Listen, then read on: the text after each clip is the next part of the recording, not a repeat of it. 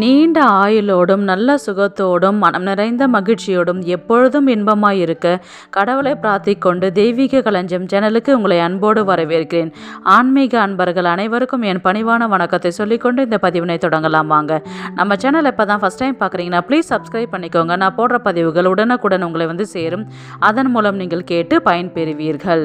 இன்றைக்கி நம்ம சேனலில் என்ன பார்க்க போகிறோன்றதை பார்த்தீங்கன்னா, திருக்கார்த்திகை தீபம், பரணி தீபம் என்னைக்கு வருது, எத்தனை தீபம் ஏற்றணும், அதனுடைய வரலாறு எல்லாமே முழுசாக தெரிஞ்சுக்கலாம். வாங்க வீடியோக்குள்ளே போகலாம். கார்த்திகை மாதத்தில் கார்த்திகை நட்சத்திரமும் பௌர்ணமி தினமும் சேர்ந்து வரக்கூடிய நாள் திருக்கார்த்திகை தீப திருநாளாகும். கார்த்திகை தீபம் என்பது சிவபெருமானுக்கும் முருகனுக்கும் கொண்டாடும் ஒரு திருவிழா. அதிலும் விளக்கு ஏற்றி வழிபாடு செய்வது மிகவும் விசேஷம். விளக்கில் உள்ள திரி நம் அகங்காரத்தை குறிக்கிறது. விளக்கில் உள்ள எண்ணெய் நம் பிறவி இயல்பை குறிக்கிறது. சுடர் என்பது எரிப்பதன் மூலம் ஈகோவை தூண்டக்கூடிய ஆன்மீக ஞானத்தை குறிக்கிறது.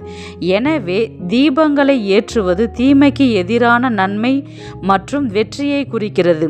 கார்த்திகை தீபத்தன்று தங்கள் வாழ்வில் செழிப்பு மற்றும் ஐஸ்வர்யத்தை ஏற்படுத்தவும் எதிர்மறை மற்றும் தீய சக்திகளை விரட்டவும் தங்கள் வீடுகளில் தீபம் ஏற்றி வழிபாடு செய்கின்றார்கள் மக்கள். மற்ற மாதங்களில் வரும் பௌர்ணமியை விட கார்த்திகை மாதத்தில் வரும் பௌர்ணமி மிக மிக விசேஷமானதாகும். இந்த நாளில் தான் ஜோதி வடிவமாக பிரம்மாவிற்கும் விஷ்ணுவிற்கும் ஈசன் காட்சி கொடுத்ததாகவும் இதனை கொண்டாடும் விதமாகவே ஆண்டுதோறும் மகாதீபம் ஏற்றப்படுகின்றது திருவண்ணாமலையில். தீப ஒளி இருள் என்ற அறியாமை போக்கி அருள் என்ற ஆன்மாவை ஆற்றல் மிகுதாக்குகின்றது. தீபத்தில் 3 தேவிகளான துர்க்கை, சரஸ்வதி, லக்ஷ்மி 3 சக்தியும் தீபத்தில் இருப்பதால் தீபம் ஏற்றி தினமும் நம் பூஜை செய்வதன் மூலம் மனதில் தோன்றும் குழப்பங்கள் விலகும், வாழ்க்கையில் உயரத்தை கொடுக்கின்றது. திருவண்ணாமலை மலை மீது ஏற்றப்படும் தீபத்திற்கு ஏற்ற செம்பு, இரும்பு, கொப்பரை கொண்டு தயாரிக்கப்பட்ட கொப்பரையில் தீபம் ஏற்றுவார்கள். இந்த தீபத்தில் ஏற்றப்படும் நெய் சுமார் 3000 கிலோவாகவும் 1000 மீட்டர் காடா துணியும் கொண்டு ஏற்றப்படுகின்றது. இந்த தீபமானது 1 வாரம் அணையாமல் எரிகின்றது. கார்த்திகை தீபத்தன்று திருவண்ணாமலையில் பரணி தீபம் ஏற்றிய பின்னர் நம்முடைய இல்லங்களில் தீபம் ஏற்றி வழிபாடு செய்ய வேண்டும். சிவபெருமான் திருவண்ணாமலையில் மலை உருவமாக உருவெடுத்த அந்த மலைக்கு பெயர் பார்த்தீங்கன்னா புனித நெருப்பு மலை. கார்த்திகை தீபத்தின் போது மகாதீபம் ஏற்றப்படுகின்றது. இந்த தீபமானது தெய்வீக பிரசன்னமான சிவபெருமானையே வழிபடுவதாகும். திருவண்ணாமலையின் புனித தலமானது பஞ்ச மகாபூதங்களில் நெருப்பின் அங்கமாக விளங்குவதாக புராணங்கள் கூறுகின்றன. விஷ்ணுவிற்கும் பிரம்மாவிற்கும் முன் நித்திய ஒளியின் தூணாக வெளிப்பட்ட உயர்ந்த சிவபெருமான் என்பதால் இது அக்னி கஷேத்ரா என்று அழைக்கப்படுகின்றது. கோவிலில் உள்ள சிவனின் லிங்க வடிவமானது அக்னி லிங்கம் என்று அழைக்கப்படுகின்றது. கார்த்திகை தீபம் தோன்றிய வரலாறு பற்றி பார்க்கலாம். கார்த்திகை என்பது தொங்கல் வடிவில் உள்ள 6 நட்சத்திரங்களின் ஒரு விண்மீன். சிவபெருமான் தனது 3வது கண்ணால் 6 முகங்களை படைத்ததாக புராணங்கள் கூறுகின்றது. அவற்றுள் தத்புருஷம், அகோரம், சத்யோஜாதம், வாமதேவம், ஈசானம், அதோமுகம் என்று 6 குழந்தைகளாக பிறந்தது. பின்னர் பார்வதி தேவி இந்த 6 குழந்தைகளையும் ஒன்றாக இணைத்தார்.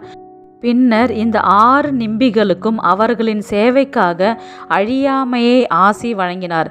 இதனால் முருகப்பெருமானை வணங்குவதற்கு சமம் என்று கூறினார். இப்பொழுது தீபத்தின் கதையை தெரிஞ்சுக்கலாம். பிரம்மாவும் விஷ்ணுவும் தங்களில் யார் உயர்ந்தவர் என்று விவாதித்தனர். அவர்களுக்கு பாடம் புகட்டவும் எல்லோருக்கும் மேலான மேன்மையை நிரூபிக்கவும் சிவபெருமான் எல்லையற்ற நெருப்பின் வடிவில் தோன்றி அவர்கள் இருவரையும் நெருப்பின் மேல் மற்றும் கீழ்ப்பகுதியை கண்டுபிடிக்கும்படி கூறினார். பிரம்மா ஸ்வான் வடிவத்தை எடுத்து மேலே பறந்தார். விஷ்ணு ஒரு பன்றியின் வடிவத்தில் நெருப்பின் அடிப்பகுதியை நோக்கி வளைந்தார். இருப்பினும் இருவரும் தங்கள் முயற்சியில் தோல்வியுற்றனர். மற்றும் எல்லாவற்றுக்கும் மேலாக சிவபெருமானின் மேன்மையை புரிந்து கொண்டனர். சிவபெருமான் பின்னர் அருணாச்சலம் என்று அழைக்கப்படும் ஒரு பெரிய நெருப்பு மலையாக தோன்றினார் என்று நம்பப்படுகின்றது. இந்த புராண நிகழ்வை நினைவு கூறும் வகையில் ஆண்டுதோறும் கார்த்திகை தீபத்தன்று பெரிய தீபத்தில் தீபம் ஏற்றப்படுகின்றது என்று புராணங்கள் கூறுகின்றன. கார்த்திகை தீபம் என்னைக்கு வருதுன்றது பார்த்தீங்கன்னா டிசம்பர் 13ஆம் தேதி வெள்ளிக்கிழமை வருகின்றது. கிருத்திகை நட்சத்திரம் ஆரம்பிக்கும் நாள் பார்த்தீங்கன்னா டிசம்பர் 13ஆம் தேதி, நேரம் 7:50க்கு ஆரம்பிக்கின்றது.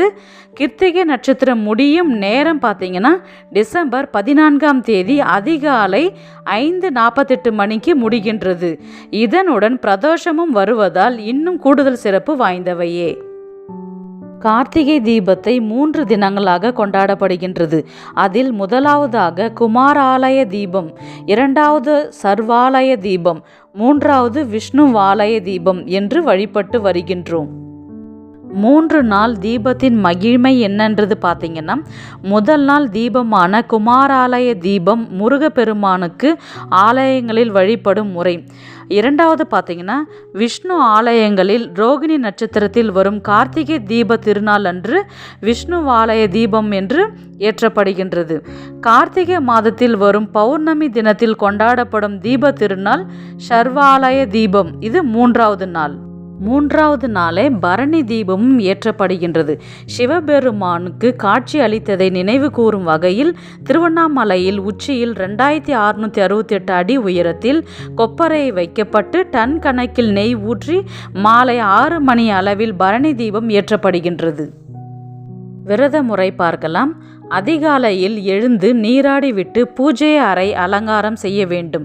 பிறகு சிவ ஆலயங்களுக்கு சென்று நெய் தீபம் ஏற்றி உங்களுடைய விரதத்தை தொடங்கலாம். உங்கள் உடல்நிலை பொறுத்து விரதம் இருக்கலாம். அன்று நாள் முழுவதும் விரதம் இருந்து மாலை பரணி தீபம் ஏற்றிய பின் நீங்கள் உங்களுடைய விரதத்தை முடித்து கொள்ளலாம். அல்லது ஒரு பொழுதாவது அன்று விரதம் இருக்கலாம். விரதம் இருப்பவர்கள் பால் அல்லது பழங்களை எடுத்துக்கொண்டு அன்று நாள் முழுவதுமே விரதம் இருக்கலாம். பூஜை அறையில் மாவிளக்கு ஏற்ற வேண்டும். மாவிளக்கிற்கு நெய் அல்லது நல்லெண்ணெய் கொண்டு தீபம் ஏற்றி வழிபாடு செய்யலாம். அன்று நாள் முழுவதும் நமசிவாயம் மந்திரம் சொல்லலாம் அல்லது கேட்கவும் செய்யலாம். அல்லது அண்ணாமலைக்கு அரோகரா, உண்ணாமலைக்கு அரோகரா என்ற நாமத்தை சொல்லிக்கொண்டே இருக்கலாம். அல்லது கந்தசஷ்டி கவசம் பாராயணம் செய்யலாம். கந்தகுரு கவசம், உங்களுக்கு தெரிந்த முருகன் மந்திரங்கள் ஏதாவது அன்று சொல்லிக்கொண்டே இருக்கலாம். நம்முடைய வீடுகளில் மாலை நேரத்தில் அகல் விளக்கை கொண்டு தீபம் ஏற்ற வேண்டும். பழைய விளக்கு உபயோகம் செய்யலாம். அன்றைக்கு புதியதாக ஒற்றைப்படையில் விளக்குகள் ஏற்ற வேண்டும். அப்படியே நாம் ஏற்றும் தீபமானது அக்னி லிங்கத்தின் சிறிய பிரதிநிதிகள் என்று சொல்லப்படுகின்றது. விளக்குகளை நேரடியாக தரையில் வைத்து விளக்கு ஏற்றக்கூடாது. அடியில் வாழை இலை, அவரை இலை, அரச இலை, வெற்றிலை இது எதுவும் இல்லை என்பவர்களுக்கு சில்வர் தட்டை தவிர்த்து மற்ற தட்டுகளில் ஏற்றலாம். 27 விளக்கு ஏற்றலாம். அல்லது இன்னும் விளக்கு ஏற்றும் நினைக்கிறவங்க ஒற்றைப்படையில் முடிகிற மாதிரி நீங்க விளக்கு ஏற்றலாம். குத்து விளக்கு வீட்டு வாசலில் ஏற்றுவது மிகவும் சிறப்பு. மகாலட்சுமி அருள் கிடைக்கும். மகாலட்சுமியின் வாழும் இல்லமாக மாறும். இதனால் செல்வ செழிப்பு உண்டாகும். விளக்கு ஏற்றும் பொழுது ஏதாவது மந்திரம் சொல்லி கொண்டு ஏற்றலாம். அல்லது நமசிவாயம் என்ற மந்திரத்தை உச்சரித்து கொண்டு விளக்கு தீபத்தை ஏற்றலாம். நெய்வேத்தியம் என்னன்றது பார்த்தீங்கன்னா அவல், பொரி உருண்டை, பால் பாயாசம், அப்பம். ஒரு சில வீடுகளில் தலைவாழை இலை போட்டு சாதம், சாம்பார், வடை, பருப்பு, பால் பாயாசம், சுண்டல், சர்க்கரை பொங்கல், கேசரி செய்வாங்க. அவங்க குடும்ப வழக்கப்படி நெய்வேத்தியம் செய்யலாம். அல்லது எதுவும் செய்ய முடியவில்லை என்றால் சர்க்கரை பொங்கல் நெய்வேத்தியம் செய்து பகவானுக்கு சமர்ப்பணம் செய்யலாம். திருவண்ணாமலை கிரிவலம் செல்லும் நேரம் பார்த்தீங்கன்னா டிசம்பர் 14ஆம் தேதி சனிக்கிழமை மாலை 4:17 மணிக்கு தொடங்கி டிசம்பர் 15ஆம் தேதி ஞாயிறு மதியம் 3:13 மணிக்கு முடிகின்றது. அஷ்டலிங்கமும் தரிசிக்க வேண்டும். நம்ம மலையை சுற்றி வரும் பொழுது நமசிவாயம் என்ற மந்திரத்தை உச்சரித்து கொண்டு சென்று வர வேண்டும். கிரிவலம் தொடங்கும் முன் ஒரு குறிப்பிட்ட இடத்தை தேர்வு செய்ய வேண்டும். பிள்ளையார் கோவில் அல்லது குருபீடம். சங்கல்பம் என்றால் எந்த நல்ல காரியமும் கடவுளால் தான் நடக்கின்றது. அதனால் இந்த வாய்ப்பை கொடுத்த சிவனுக்கு நன்றி என்று சொல்லிவிட்டு, இதனால் அந்த புண்ணியம் உங்கள் திருவடியே சாரும் என்று சிவனை பிரார்த்தனை செய்ய வேண்டும். நீங்கள் கிரிவலம் சுற்றும் பொழுது கையில் எலுமிச்சம்பழத்தை வச்சுக்கிட்டே சுற்றிட்டு வாங்க. அன்றைக்கி கூட்டம் அதிகமாக இருக்கிறதுனால ஏதாவது ஒரு சுவாமி பாதத்தில் பழத்தை வச்சு எடுத்துகிட்டு உங்களுடைய வீட்டு பூஜை அறையில் வச்சுக்கோங்க. உங்களுடைய ஹேண்ட்பேக்கு, பர்ஸ்லெல்லாம் அந்த எலுமிச்சம்பழம் வைக்கும்பொழுது ரொம்பவே சக்திகள் அதிகம். உங்களுக்கு எல்லாமே வெற்றியாக அமையும். விளக்கு ஏற்றும் முறை பார்த்தீங்கன்னா, ஒளி வடிவமாகவும் இறைவன் தீபத்தின் வழியாக இல்லத்திற்கு அழைப்பதாகும். எண்ணெய் கரைகிறது, திரி கருகுகிறது. தீபம் என்பது தன்னை கரைத்து கொண்டு மற்றவர்களுக்கு ஒளி வழங்குகிறது. பிறநலம் பேணுவதற்காக தான் உயிரையே தியாகம் செய்ய வேண்டும் என்பது கார்த்திகை தீபத்தின் தத்துவமாகும். கார்த்திகை தீப திருநாளை முன்னிட்டு நவகிரகங்கள் 9, ராசி பலன்கள் 12, நட்சத்திரங்கள் 27 என்ற கணக்கில் வீடுகளில் விளக்கு ஏற்ற வேண்டும். விளக்கேற்றி வழிபட்டால் சகல நன்மைகளும் கிடைக்கும்.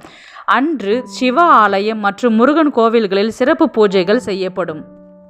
கார்த்திகை மாதம் முழுவதும் அதிகாலையில் நிலைவாசலில் தீபம் ஏற்ற வேண்டும். கார்த்திகை மாதம் முழுவதும் ஏற்ற முடியாதவர்கள் ஒரு குறிப்பிட்ட நாட்களில் தீபம் ஏற்றி வழிபாடு செய்யலாம். அந்த நாள் பார்த்தீங்கன்னா துவாதசி, சதுர்தசி, பௌர்ணமி. அந்த நாளை மறக்காமல் நம்ம தீபம் ஏற்றி வழிபட்டால் கார்த்திகை மாதம் முழுவதும் ஏற்றிய பலன் கிடைக்கும். எத்தனை விளக்கு ஏற்ற வேண்டும் என்று பார்த்தீங்கன்னா 27 விளக்குகள் ஏற்ற வேண்டும்.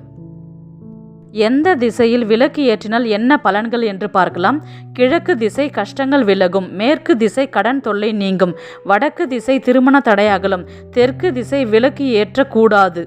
நம்முடைய இல்லங்களில் 3 நாட்கள் ஏற்றப்படும் தீபத்திற்கு பார்த்தீங்கன்னா, ஃபஸ்ட்டு நாள் பரணி தீபம். நாம் கடவுளுக்கு ஏற்றக்கூடிய தீபம் பரணி தீபம். 2வது நாள் திருக்கார்த்திகை தீபம். நான், என் குடும்பம், என்னை சுற்றி உள்ள அனைவரும் நலமுடன் இருக்க நான் வீட்டில் ஏற்றக்கூடிய தீபம் என்றதுக்கான அர்த்தம் அது. 3வது நாள் பார்த்தீங்கன்னா பஞ்சாத்ரி தீபம். நம்மை சுற்றி இருக்கின்ற பிணிகள், நோய்கள், கண்திருஷ்டி, பீடைகள் அகல ஏற்ற வேண்டிய தீபம். இதனுடன் பார்த்தீங்கன்னா மாவெளி சுற்றுவாங்க. இது இன்னமும் வழக்கத்தில் உள்ளது. தீபத்தை குளிர்விக்கும் பொழுது சாந்த சொரூபியே நமக என்று தீபத்தை குளிர்விக்க வேண்டும்.